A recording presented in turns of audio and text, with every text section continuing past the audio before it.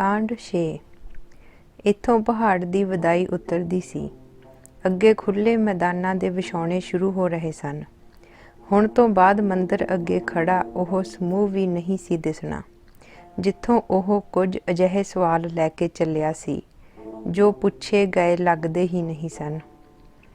ओह हुण भी इसे छेण पुछे जा रहे सन। इस विछड़न नूं विराग जिन्नी वधाई देण दा समां मुक्किया नहीं सी, सगों नाल नाल चलदा रहा। उन्हां बाबे नूं बहुत सजा के तोरिया सी। नीले ते भगवें चोगे उपर लोक साजां वर्गे तबीतां दीआं कतारां सन। तुरन वेले ओह हर अंग दी झणकार नाल छणकदियां। मरदाने लई इह सुणन दे दिलासे सन। फिर उहदी नज़र बाबे दी भगवी पग उपर बुणियां हरियां तितलियां ते गई, जिन्हां अगे उसे मंदिर दीआं कंधां दी कढ़ाई कीती होई सी। हुण बाबे दी आवाज़ ते रबाब चुप सन। मंदिर विच गाए शब्दां दीआं धुनां हाले भी उन्हां नाल सफ़र विच सन। फिर भी मरदाने दा जी करदा एक वार फिर उस समूह नूं वेखां जिथों बाबे दी इह सज धज तुरी सी। उत्थे एक तराना जागिया सी। उन्हां बाबे नूं एक वार भी कहन नहीं सी दिता, मरदानिया वजा रबाब। उस तो पहलां ही कोई साज वज उठदा सी। नीवियां तबीतां वर्गियां बदलियां एक दूजे नूं लभदियां अखों ओहले हो गईयां। कुछ धरती नेड़े उड्डदे पंछी हवा दे झोले नाल हिलदे ਉਹਦਾ आनंद माणदे, फिर पंख सिद्धे कर लैंदे। रस्ते दी नोक बनदी जा रही सी। छेती ही ਇਹਨੇ पग डंडी बन जाना सी। अजिहे वेले जदों रस्ते भीड़े होने शुरू हुंदे ने, मरदाना रबाब छाती अगे कर लैंदा। ਇਹ ਛੋਹਾਂ बहुत दिलासे वालियां हुंदियां। इस तरह पिछले दिनी गाए बोलां वाली जगह नूं छूहंदी रबाब छाती उपर बच्चे वांग उपर थल्ले सरकदी रहिंदी। हुण ओह उस कोहलू कोलों लंघे जिथों मंदिर दे चिरागां लई तेल जांदा सी। पैड़ विच घुमदे बलद दी टल्ली लगातार वज रही सी। पूरा दिन हिलदी गर्दन उपर टल्लियां ने जख्म कर दिते सन। मक्खियां टल्लियां दे आउण तो पहलां जख्म उपर बैठ उड़ जांदियां ते दुबारा टल्ली वज के जख्म नूं डूंगा होण तक इंतजार करदियां। ਇਹ ਵੱਜਣ ਦੀ ਗੁਲਾਮੀ ਕੋਹਲੂ ਦੀ ਕਿਰਤ ਦੁਆਲੇ ਘੁੰਮਦੀ ਹੌਲੀ ਹੌਲੀ ਸੁਣਨੋਂ ਹਟ ਗਈ। ਫਿਰ ਉਹ ਖੂਹ ਵੀ ਲੰਘ ਗਏ ਜਿੱਥੇ ਕੁਝ ਦਿਨ ਪਹਿਲਾਂ ਪਿਆਸ ਨਾਲ ਜਾਤ ਤੁਰੀ ਸੀ। ਇਹ ਕਦੇ ਹੀ ਹੋਇਆ ਸੀ ਕਿ ਇੰਨੀ ਛੇਤੀ ਉਹ ਵਾਪਸ ਉਹਨਾਂ ਹੀ ਰਸਤਿਆਂ ਨੂੰ ਮੁੜੇ ਹੋਣ। ਅੱਗੇ ਰਸਤਾ ਬੰਦ ਸੀ। ਖੁਸ਼ਕ ਪੱਤਿਆਂ ਉੱਪਰ ਕੜਕਵੀਂ ਪੈੜ ਚਾਲ ਦੀ ਆਵਾਜ਼ ਆ ਰਹੀ ਸੀ। ਜਿਸ ਵੀ ਪਿੰਡ ਕੋਲੋਂ ਲੰਘਦੇ ਪਹਿਲਾਂ ਕੋਹਲੂ ਦਿਸ ਪੈਂਦਾ। ਖੂਹਾਂ ਤੋਂ ਬਾਅਦ ਹੁਣ ਇਹਨਾਂ ਨੇ ਜਿੱਦ ਫੜ ਲਈ ਸੀ। ਇਹ ਵਿਛੋੜੇ ਉੱਥੇ ਹੀ ਕਿਉਂ ਰੁਕਣ ਲੱਗ ਪਏ ਸਨ ਜਿੱਥੋਂ ਉਹ ਨਜ਼ਰ ਹਟਾਉਣੀ ਚਾਹੁੰਦਾ ਸੀ।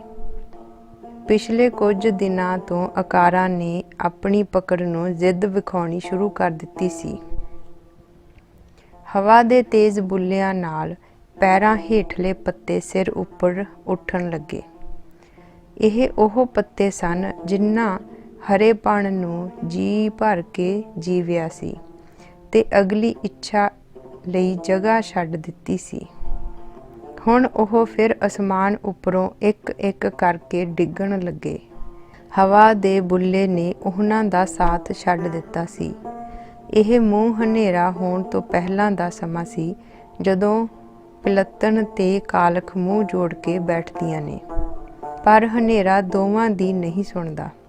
ਫਿਰ ਉਹ ਇੱਕ ਛੋਟੇ ਜਿਹੇ ਪਿੰਡ ਕੋਲੋਂ ਲੰਘੇ। ਮੂੰਹ ਹਨੇਰੇ ਵਿੱਚ ਇੱਥੇ ਵੀ ਕੋਹਲੂ ਦੇ ਬਲਦ ਦੀ ਟੱਲੀ ਚੁੱਪ ਨਹੀਂ ਸੀ। ਬਾਬਾ ਹਰ ਪਿੰਡ ਆਪਣਾ ਕੋਹਲੂ ਬਣਾ ਲੈਂਦਾ ਏ। ਇੱਕ ਕੋਹਲੂ ਬੰਦੇ ਦੇ ਅੰਦਰ ਵੀ ਚੱਲਦਾ ਏ ਮਰਦਾਨਿਆਂ। ਉਹਦਾ ਮਾਲਕ ਵੀ ਬੰਦਾ ਆਪ ਏ ਤੇ ਉਹਦਾ ਬਲਦ ਵੀ ਆਪ ਏ। ਜਿਵੇਂ ਕਿਸੇ ਸਾਜ਼ ਦੀ ਤੰਦ ਧੁਨ ਦੇ ਕੇ ਵਾਪਸ ਆਪਣੀ ਜਗ੍ਹਾ ਮੁੜਦੀ ਹੈ, ਬਾਬੇ ਦੇ ਹੋਠ ਫਿਰ ਆਪਸ ਵਿੱਚ ਮਿਲ ਗਏ। ਕੁਝ ਦੇਰ ਹਨੇਰੇ ਵਿੱਚ ਟੱਲੀ ਦੀ ਟੁਣਕਾਰ ਪਿੱਛਾ ਕਰਦੀ ਰਹੀ।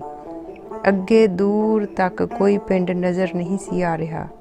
ਦੂਰ ਅਸਮਾਨ ਦੇ ਝੁਕਾਵਾਂ ਨਾਲ ਜੁੜਦੇ ਤਾਰਿਆਂ ਦੇ ਝੁੰਡ ਪਿੰਡਾਂ ਦੇ ਦੀਵਿਆਂ ਦੀ ਯਾਦ ਦਿਵਾਉਂਦੇ। ਚੰਨ ਚਾਨਣੀ ਵਿੱਚ ਕਿਸੇ ਦਰਖਤ ਦਾ ਗੋਲ ਘੇਰਾ ਦਿਸਿਆ। ਪਿੱਪਲ ਥੱਲੇ ਉਹਦੇ ਆਪਣੇ ਹੀ ਪੱਤਿਆਂ ਦੇ ਢੇਰ ਸਨ। ਅੱਜ ਰਾਤ ਦਾ ਪੜਾਅ ਮਿਲ ਗਿਆ ਸੀ। ਕੀਰਤਨ ਤੋਂ ਬਾਅਦ ਵੀ ਮਰਦਾਨਾ ਕਿੰਨੀ ਦੇਰ ਰਵਾਬ ਵਜਾਉਂਦਾ ਰਿਹਾ।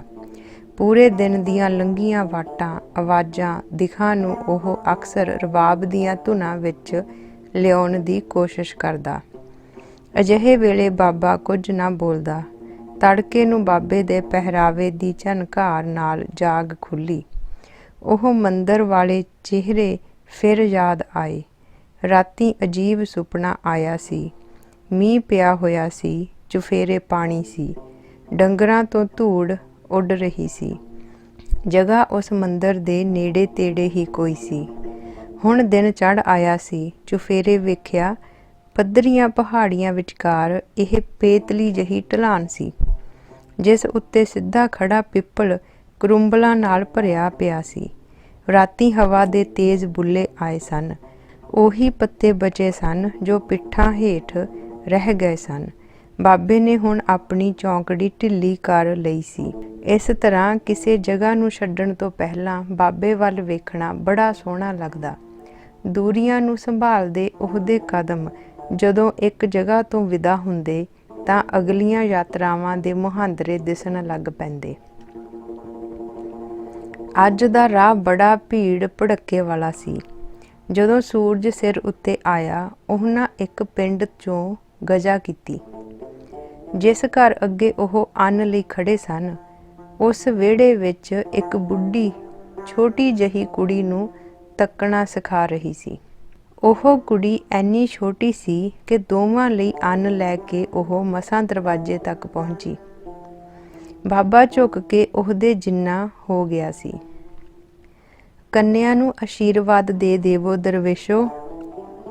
ਬਾਬੇ ਨੇ ਅੰਨ ਧਰਤੀ ਤੇ ਰੱਖ ਦੋਵੇਂ ਹੱਥ ਉਹਦੇ ਸਿਰ ਉੱਤੇ ਰੱਖ ਦਿੱਤੇ। ਪਿੰਡ ਤੋਂ ਤਾਂ ਉਹ ਬਾਹਰ ਨਿਕਲ ਆਏ ਸਨ, ਪਰ ਮਰਦਾਨੇ ਨੂੰ ਉਹ ਮਾਸੂਮ ਚਿਹਰਾ ਯਾਦ ਆਉਂਦਾ ਰਿਹਾ। ਅਕਸਰ ਇਹ ਉਹ ਘਰ ਹੁੰਦੇ ਨੇ ਜਿਨ੍ਹਾਂ ਦੇ ਬਾਕੀ ਜੀਅ ਕਿਸੇ ਲੜਾਈ ਦੀ ਭੇਟਾ ਚੜ੍ਹ ਚੁੱਕੇ ਹੋਣ। ਤਾਂ ਹੀ ਉਸ ਬਿਰਧ ਚਿਹਰੇ ਨੇ ਸਾਰੀਆਂ ਦੁਆਵਾਂ ਉਸ ਮਾਸੂਮ ਲਈ ਮੰਗੀਆਂ ਸਨ। ਸੁਲਤਾਨਪੁਰ ਤੋਂ ਤੁਰਦਿਆਂ ਸੋਚਿਆ ਸੀ, ਖੁੱਲ੍ਹੀਆਂ ਜਗ੍ਹਾਵਾਂ ਹੋਣਗੀਆਂ, ਬਾਬੇ ਦੀ ਰੂਹਾਨੀ ਆਵਾਜ਼ ਹੋਵੇਗੀ, ਰਵਾਬ ਵੱਜੇਗੀ, ਸੰਗੀਤ ਦੀ ਮਰਜ਼ੀ ਨਾਲ ਆਵਾਜ਼ਾਂ ਸੁਣਨਗੀਆਂ। ਸਫ਼ਰਾਂ ਦਾ ਕੀ ਏ, ਇਹ ਤਾਂ ਕਦਮਾਂ ਨੇ ਤੈਅ ਕਰਨੇ ਨੇ। ਤੁਰਦੇ ਰਵਾਂਗੇ ਤੇ ਤੈਅ ਹੋ ਜਾਵੇਗਾ। ਇਹ ਸ਼ੁਰੂ ਵਿੱਚ ਨਾ ਸਮਝ ਆਉਣ ਵਾਲੀਆਂ ਗੱਲਾਂ ਜਦੋਂ ਸਮਝ ਆਉਣ ਲੱਗੀਆਂ ਤਾਂ ਅਰਥ ਹੀ ਬਦਲ ਗਏ ਸਨ। ਇਹ ਰਸਤੇ ਤਾਂ ਦੁੱਖਾਂ ਦੀਆਂ ਪੈੜਾਂ ਨਾਲ ਪਗਡੰਡੀਆਂ ਬਣੇ ਸਨ। ਇਹ ਪਗਡੰਡੀਆਂ ਦੀ ਸੁੱਕੀ ਲੀਕ ਖਹਿਸ਼ਾਂ ਉਮੀਦਾਂ ਦੀਆਂ ਹੀ ਪਰਤਾਂ ਦਰ ਪਰਤਾਂ ਸਨ। ਕਦੇ ਕਦੇ ਇਹਨਾਂ ਰਸਤਿਆਂ 'ਤੇ ਤੁਰਨਾ ਕਿਸੇ ਜ਼ਖਮੀ ਉੱਪਰੋਂ ਗੁਜ਼ਰਨ ਵਾਂਗ ਜਾਪਦਾ। ਇਹ ਦੁੱਖ ਪੈਰਾਂ ਵਾਲੇ ਦੁੱਖ ਸਨ। ਜਿੰਨਾ ਮਰਜ਼ੀ ਤੁਰੋ, ਇਹ ਨਾਲ ਨਾਲ ਤੁਰਦੇ ਜਾਪਦੇ। ਕਦੇ ਕਦੇ ਮਰਦਾਨੇ ਨੂੰ ਜਾਪਦਾ ਉਹ ਵੀ ਇਹਨਾਂ ਨਾਲ ਹੀ ਵਹਿ ਤੁਰਿਆ ਏ। ਇਹਨਾਂ ਕਥਾਵਾਂ ਵਿੱਚ ਉੱਭਰਦੇ ਚਿਹਰੇ ਦੇਰ ਤੱਕ ਮਨ ਵਿੱਚ ਸੋਗੀ ਯਾਦਾਂ ਵਾਂਗ ਜੀਵਤ ਰਹਿੰਦੇ। ਜੇ ਉਹ ਇਸ ਤਰ੍ਹਾਂ ਇਹਨਾਂ ਰਾਹਾਂ ਉੱਤੇ ਨਾ ਤੁਰਦਾ ਤਾਂ ਉਹਨੂੰ ਭੁਲੇਖਾ ਰਹਿਣਾ ਸੀ ਕਿ ਰਸਤਿਆਂ ਉੱਤੇ ਤੁਰਨ ਨਾਲ ਕੁਝ ਵੀ ਨਹੀਂ ਹੁੰਦਾ। ਇਸ ਤੋਂ ਪਹਿਲਾਂ ਸਫ਼ਰਾਂ ਦੀ ਇਸ ਤਰ੍ਹਾਂ ਦੀ ਝਲਕ ਕਦੇ ਦਿਸੀ ਹੀ ਨਹੀਂ ਸੀ। ਦੁੱਖਾਂ ਨੂੰ ਇਸ ਤਰ੍ਹਾਂ ਤੋਰ ਤੋਰ ਕੇ ਸਫ਼ਰਾਂ ਵਿੱਚ ਤੁਰਦੇ ਵੇਖਣ ਦਾ ਇਹ ਪਹਿਲਾ ਅਨੁਭਵ ਸੀ। ਬਚਪਨ ਵਿੱਚ ਤਲਵੰਡੀ ਇਸ ਤਰ੍ਹਾਂ ਤਾਂ ਕਦੇ ਨਹੀਂ ਸੀ ਦਿਸਿਆ। ਦੂਰੋਂ ਭਾਵੇਂ ਪਿੰਡ ਦੁੱਖਾਂ ਦਾ ਝੁੰਮਲ ਮਾਟਾ ਮਾਰੀ ਬੈਠਾ ਦਿਸਦਾ, ਪਰ ਉਹ ਦੁੱਖਾਂ ਨੂੰ ਕੋਲ ਬਿਠਾਲ ਕੇ ਬਹੁਤ ਸੋਹਲ ਕਰ ਲੈਂਦਾ ਸੀ। ਅੰਮੀ ਵੀ ਮਰਗਤ ਵੇਲੇ ਗੋਲ ਘੇਰਾ ਬਣਾ ਕੀਰਨੇ ਪਾਉਂਦੀ ਸੀ। ਦੁੱਖ ਵੇਲੇ ਸਭ ਦੀ ਚਾਲ ਰੁਕ ਜਾਂਦੀ ਸੀ। ਫਿਰ ਵੀ ਜੇ ਲੋਕਾਂ ਵਾਂਗ ਲੰਘਣਾ ਹੁੰਦਾ, ਉਹ ਔਖਾ ਸੌਖਾ ਹੋ ਕੇ ਲੰਘ ਜਾਂਦਾ। ਪਰ ਬਾਬੇ ਦੇ ਤਾਂ ਅੰਦਾਜ਼ ਹੀ ਵੱਖਰੇ ਸਨ। ਉਹ ਤਾਂ ਉਹਨਾਂ ਨਾਲ ਛੇੜਖਾਨੀ ਕਰਦਾ, ਜਗਾਉਂਦਾ, ਗਾ ਗਾ ਕੇ ਉਹਨਾਂ ਦੇ ਨਾਵਾਂ ਨਾਲ ਪੁਕਾਰਦਾ। ਕਾਮ ਏ, ਕ੍ਰੋਧ ਏ, ਵਿੱਚੋਂ ਵਨਾਵਟੀ ਜਿਹੀ ਆਵਾਜ਼ ਆਉਂਦੀ। ਜੀ ਉਹ ਘਰ ਨਹੀਂ। ਕੋਈ ਨਾ ਭਾਈ, ਆ ਲੈਣ ਦੇ, ਬਾਹਰ ਬੈਠ ਕੇ ਉਡੀਕ ਕਰਦੇ ਆਂ। ਪਿੱਛੋਂ ਖਿਜੀ ਹੋਈ ਆਵਾਜ਼ ਆਉਂਦੀ। ਭਾਈ ਅੱਜ ਨਹੀਂ ਆਉਣਾ, ਦੂਰ ਰਿਸ਼ਤੇਦਾਰੀ ਵਿੱਚ ਗਏ ਨੇ। ਕੋਈ ਨਾ ਭਾਈ, ਰਿਸ਼ਤੇਦਾਰੀਆਂ ਦਾ ਤਾਂ ਉਹਦੀਆਂ ਦਾ ਸਾਨੂੰ ਪਤਾ। ਅਚਾਨਕ ਆਵਾਜ਼ਾਂ ਬੰਦ ਹੋ ਜਾਂਦੀਆਂ। ਰਸਤੇ ਦੇ ਦੋਵੇਂ ਪਾਸੀ ਚੁੱਪ ਚਾਂ ਫੈਲ ਜਾਂਦੀ। ਮਰਦਾਨੇ ਨੂੰ ਫਿਰ ਕਿਸੇ ਦੇ ਲੰਬੇ ਲੰਬੇ ਸਾਹ ਸੁਣਦੇ। ਆ ਜਿਹੜਾ ਪਿੱਛੇ ਜਾਂਦਾ, ਇਹਨੂੰ ਵੀ ਨਾ ਛੇੜਿਓ, ਸਭ ਕੁਝ ਦੱਸ ਦਿੰਦਾ ਇਹ ਵੀ। ਅਜਿਹੀਆਂ ਸ਼ਕਲਾਂ ਦੇ ਸੰਵਾਦ ਨਾਲ ਸਰੀਰ ਕੁਝ ਦੇਰ ਲਈ ਰੁਕਣਾ ਚਾਹੁੰਦਾ ਸੀ। ਤਾਲੂਏ ਉੱਤੇ ਸੁੱਕੀ ਜੀਭ ਫੇਰੀ। ਇਹ ਵੀ ਅਹਿਸਾਸ ਹੋਇਆ ਕਿ ਉਹਦੇ ਅੱਗੇ ਕੋਈ ਹੋਰ ਵੀ ਚੱਲ ਰਿਹਾ। ਪਿੱਛੇ ਨਜ਼ਰ ਮਾਰੀ, ਉਹ ਨਹੀਂ ਦਿਸਿਆ। ਭਾਈ ਕੀ ਖੋ ਗਿਆ? ਇੱਕ ਓਪਰੀ ਆਵਾਜ਼ ਆਈ। ਬਾਬਾ, ਬਾਬਾ। ਕੀ ਨਿਆਣਿਆਂ ਵਾਂਗ ਬਾਬਾ ਬਾਬਾ ਲਾਈਏ? ਉਹੀ ਓਪਰੀ ਆਵਾਜ਼ ਫਿਰ ਸੁਣੀ। ਖੜ ਕੇ ਸਾਹਮਣੇ ਵੇਖਿਆ, ਦੂਰ ਬਾਬਾ ਉਹਦੇ ਵੱਲ ਮੁੜਿਆ ਆ ਰਿਹਾ ਸੀ। ਬਾਬਾ ਤੂੰ ਕਿੱਥੇ ਚਲਾ ਗਿਆ ਸੀ? ਨਜ਼ਰਾਂ ਨੂੰ ਸੁਰਤ ਆਈ। ਤੈਨੂੰ ਲੈਣ ਆ ਰਿਹਾ ਮਰਦਾਨਿਆ। ਅੱਛਾ, ਮੈਂ ਪਿੱਛੇ ਰਹਿ ਗਿਆ ਸੀ। ਲੰਬੇ ਸਾਹਾਂ ਨਾਲ ਹਿੱਲਦੀ ਰਬਾਬ ਪਿੰਡੇ ਨਾਲ ਲਟਕਾਈ ਹੁਣ ਕਿਸੇ ਤੀਜੇ ਦੀ ਵੀ ਯਾਦ ਆ ਗਈ ਸੀ। ਕਾਂਡ 7। ਇਸ ਤੋਂ ਪਹਿਲਾਂ ਕਦੇ ਨਹੀਂ ਸੀ ਹੋਇਆ। ਸਵੇਰੇ ਜਾਗ ਖੁੱਲ੍ਹੇ ਤੇ ਸਾਹਮਣੇ ਦਰਿਆ ਵਗਦਾ ਦਿਸੇ। ਦੂਰ ਤੱਕ ਕਲ ਕਲ ਕਰਦਾ ਪਾਣੀ ਤੇ ਕੰਢੇ ਹਰੇ ਭਰੇ। ਸਲਾਬ ਕਰਕੇ ਇੱਥੇ ਹਾਲੇ ਪਤਝੜ ਨਹੀਂ ਸੀ ਆਈ। ਇੰਨੇ ਸਾਜਰੇ ਬਾਬੇ ਨੇ ਕੱਪੜੇ ਧੋ ਕੇ ਸੁੱਕਣੇ ਵੀ ਪਾ ਦਿੱਤੇ ਸਨ। ਉੱਠਣਾ ਉਹਨੂੰ ਉਦੋਂ ਪਿਆ ਜਦੋਂ ਉਹਨੇ ਵੇਖਿਆ ਉਹਦਾ ਮਸੱਲਾ ਵੀ ਉਹਨਾਂ ਵਿੱਚ ਸੁੱਕ ਰਿਹਾ ਸੀ। ਨਹਾਤਿਆਂ ਧੋਤਿਆਂ ਮੁਸਕਰਾਉਂਦਾ ਬਾਬਾ ਉਹਦੇ ਵੱਲ ਆ ਰਿਹਾ ਸੀ। ਪਿਛਲੇ ਕਈ ਦਿਨਾਂ ਦੀ ਲਗਾਤਾਰ ਥਕਾਵਟ ਨਾਲ ਰਾਤੀ ਮੁੜ ਕੇ ਜਾਗ ਨਹੀਂ ਸੀ ਖੁੱਲ੍ਹੀ। ਜਿਸ ਟਿੱਬੀ ਉੱਤੇ ਉਹਨਾਂ ਰਾਤ ਕੱਟੀ ਸੀ, ਉਹਦੇ ਪੈਰਾਂ ਹੇਠ ਰਾਵੀ ਵਗ ਰਿਹਾ ਸੀ।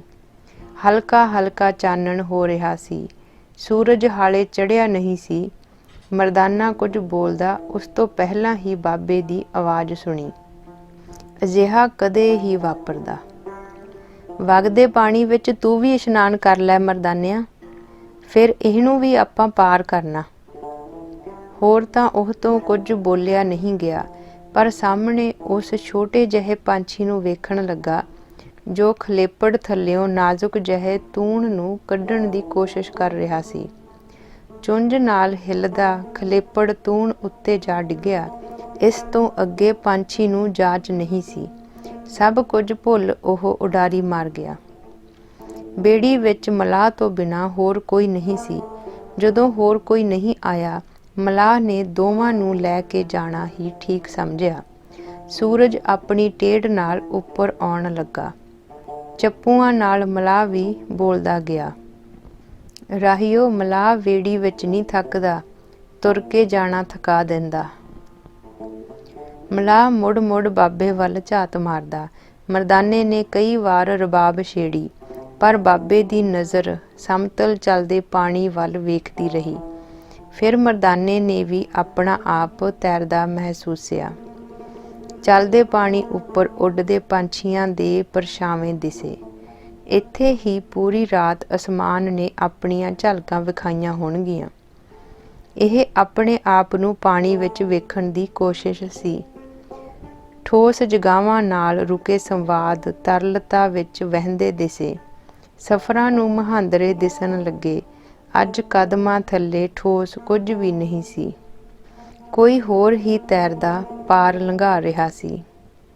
ਤਲ ਉੱਪਰ ਉਤਰੇ ਡੂੰਘੇ ਅਸਮਾਨੀ ਰੰਗ ਵੱਲ ਝਾਤ ਮਾਰੀ। ਪਾਣੀ ਦੀ ਗੁਦਗੁਦੀ 'ਚੋਂ ਜਦੋਂ ਉਹਨਾਂ ਬੇੜੀ ਛੱਡੀ ਤਾਂ ਬਾਬੇ ਦੀ ਸੁਰੀਲੀ ਆਵਾਜ਼ ਦਾ ਸੰਵਾਦ ਪਾਣੀ ਨਾਲ ਕੁਝ ਇਸ ਤਰ੍ਹਾਂ ਸ਼ੁਰੂ ਹੋਇਆ।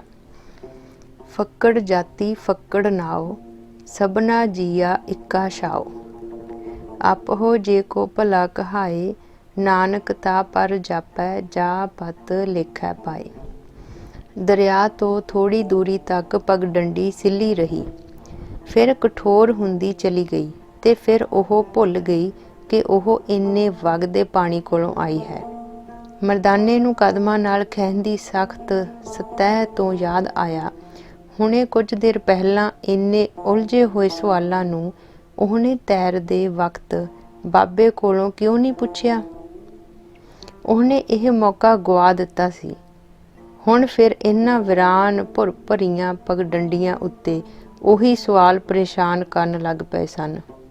ਉਹ ਵਹਿਣ ਕਿੰਨਾ ਕੋਮਲ ਸੀ, ਜਿਸ ਦੀ ਤਰਲਤਾ ਉੱਤੇ ਉਹ ਤੇ ਬਾਬਾ ਤੈਰ ਰਹੇ ਸਨ। ਉੱਥੇ ਸਾਜ਼ ਤੇ ਸ਼ਬਦ ਦੀ ਵੀ ਲੋੜ ਨਹੀਂ ਸੀ ਪੈਣੀ। ਖਾਲੜੇ ਕੋਈ ਰਿਸ਼ਤੇਦਾਰੀ ਏ? ਬਹੁਤ ਦੇਰ ਬਾਅਦ ਕੋਈ ਆਮ ਜਿਹਾ ਸਵਾਲ ਸੁਣਿਆ। ਇੱਕ ਖੁਸ਼ੀ ਵੀ ਹੋਈ, ਦੂਜਾ ਉਸ ਆਦਮੀ ਵੱਲ ਵੀ ਵੇਖਿਆ ਜਿਸ ਨੂੰ ਉਹਦੇ ਵਿੱਚ ਕੁਝ ਵੀ ਵੱਖਰਾ ਨਹੀਂ ਸੀ ਦਿਸਿਆ। ਉਹ ਬੰਦਾ ਤਾਂ ਬਿਨਾਂ ਉੱਤਰ ਸੁਣੇ ਅੱਗੇ ਲੰਘ ਗਿਆ, ਪਰ ਪਿੱਛੋਂ ਇੱਕ ਹੋਰ ਟੋਲਾ ਆ ਰਲਿਆ। ਉਹ ਇੱਕ ਛੋਟੇ ਜਿਹੇ ਮਾਜਰੇ ਕੋਲੋਂ ਲੰਘੇ। ਬਹੁਤ ਹੀ ਛੋਟੇ ਛੋਟੇ ਘਰ ਇੱਕ ਗੁੱਛੇ ਵਾਂਗ ਜੁੜ ਦਿਸ ਰਹੇ ਸਨ। ਪਗਡੰਡੀ ਪਿੰਡ ਦੇ ਖੂਹ ਕੋਲੋਂ ਖਹਿੰਦੀ ਲੰਘੀ। ਪਿਆਸ ਨਹੀਂ ਸੀ ਲੱਗੀ, ਪਰ ਤੁਰਦੇ ਤੁਰਦੇ ਇੱਕ ਛੋਟੀ ਜਿਹੀ ਜਗ੍ਹਾ ਕੈਦ ਹੋਏ ਪਾਣੀ ਵੱਲ ਝੁੱਕ ਕੇ ਵੇਖਿਆ। ਲੰਘ ਗਿਆ ਦਰਿਆ ਯਾਦ ਆਇਆ। ਜਾਤਾਂ ਤੋਂ ਬਿਨਾਂ ਕਿੰਨਾ ਪਾਣੀ ਹਾਲੇ ਵੀ ਸੁਤੰਤਰ ਵਗਦਾ ਏ। ਇਸ ਹੌਸਲੇ ਵਿੱਚ ਲੰਬੇ ਕਦਮੀ ਉਹ ਫਿਰ ਬਾਬੇ ਨਾਲ ਜਾ ਰਲਿਆ। ਫਿਰ ਇੱਕ ਪਹਿਰ ਤੋਂ ਬਾਅਦ ਜਦੋਂ ਇਹ ਪਗਡੰਡੀ ਰੱਥਾਂ ਤੇ ਗੱਡਿਆਂ ਦਾ ਰਾਹ ਬਣੀ, ਇਹ ਆਪਣੇ ਆਪ ਅਲੱਗ ਇਸ ਤੋਂ ਵੱਖ ਚੱਲਣ ਲੱਗੀ। ਲੋਕ ਦੂਰੋਂ ਹੀ ਚੱਲਦੇ ਰੱਥਾਂ ਨੂੰ ਜਗਾ ਦੇਣ ਲਈ ਪਗਡੰਡੀ ਵਿੱਚ ਜਾ ਵੜਦੇ। ਰਸਤੇ ਦੇ ਦੋਵੇਂ ਪਾਸੇ ਨੀਵੇਂ ਝੁਕੇ ਹੋਏ ਦਰਖਤਾਂ ਦੇ ਵੱਡੇ ਟਾਹਲੇ ਸਨ। ਉਹਨਾਂ ਨੂੰ ਮੋੜ ਕੇ ਨਹੀਂ ਸੀ ਲੰਘਿਆ ਜਾ ਸਕਦਾ। ਇਸ ਤਰ੍ਹਾਂ ਕਦੇ ਕਦੇ ਪਗਡੰਡੀ ਆਪਣੇ ਰਾਹ ਲੱਭਦੀ, ਇਸ ਰਸਤੇ ਤੋਂ ਦਿਸਣੀ ਹੀ ਹਟ ਜਾਂਦੀ। ਪਿਛਲੀ ਰਾਤ ਕੋਈ ਸੁਪਨਾ ਵੀ ਨਹੀਂ ਸੀ ਆਇਆ। ਸ਼ਾਇਦ ਦਰਿਆ ਕੰਢੇ ਰਾਤ ਕੱਟੀ ਸੀ। ਵਗਦੇ ਰਾਵੀ ਨੇ ਸੁਪਨਿਆਂ ਨੂੰ ਜਗ੍ਹਾ ਹੀ ਨਾ ਦਿੱਤੀ ਹੋਵੇ। ਜਿਸ ਜਗ੍ਹਾ ਰਾਤ ਉਹਨਾਂ ਨੇ ਪੜਾਅ ਕੀਤਾ ਸੀ, ਉੱਥੇ ਬੇਰੀਆਂ ਦੇ ਝੁੰਡ ਸਨ। ਰਾਤ ਦੇ ਹਨੇਰੇ ਵਿੱਚ ਉਹ ਸਿਰਫ ਗੋਲ ਗੁੰਬਦ ਹੀ ਦਿਸੇ ਸਨ।